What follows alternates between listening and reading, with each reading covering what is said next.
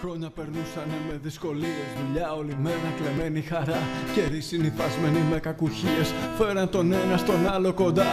Έτσι βρεθήκαν σε μια πλατεία, αγανακτισμένοι απ' την απληστία. Με μόνη ελπίδα τους στην ουτοπία, με αξιοπρέπεια αλλάξαν πορεία. Ζήτησαν ισότητα, ζήτησαν ζωή, ζήτησαν παιδεία, ζήτησαν φωνή. Ζήτησαν το χρόνο μακριά από τον πόνο, ζήτησαν αλήθεια κι αυτό ήταν όλο. Πολίτες μια φορά στα 4 χρόνια. Το μέλλον των παιδιών βουνό είναι με χιόνια. Αυτόν τον τόπο τον είχαν ξεχάσει. Μα ήρθε η ώρα τώρα να αλλάξει.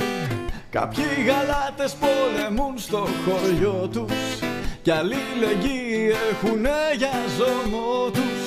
Ο ένας για τον άλλον κι όλοι για ένα, να ορίσουν τη ζωή τους καταφέραν.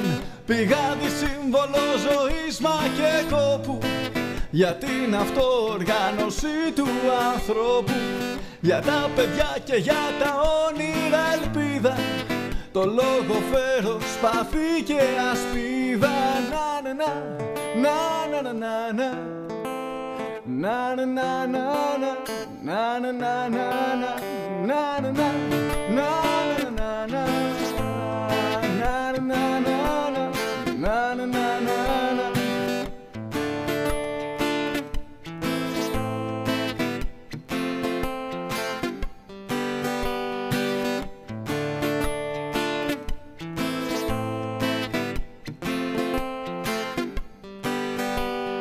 Όλοι για έναν και ένας για όλους, βάδισαν πάνω σε δύσβατους δρόμους. Ώμους που βρήκανε για να κουμπίσουν, θάρρος και δύναμη για να νικήσουν. Τώρα δακρύζουνε από χαρά, συναίσθημα που σου χαρίζει φτερά.